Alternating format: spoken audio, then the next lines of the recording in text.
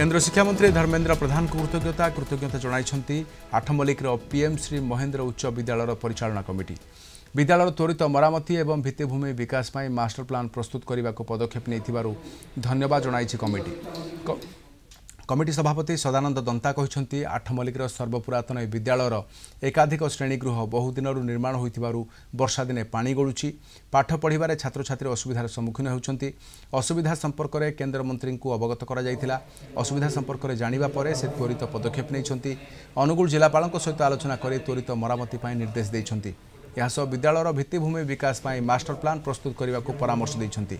मंत्री को निर्देश पर जिलापाल मध्य त्वरित पदक्षेप नैछन्ति। जिलापाल निर्देश क्रमे आठमल्लिक बीडीओ विद्यालय पहुंची स्थिति अनुधान करने सह मरामती कार्य आरंभ करा जायछि।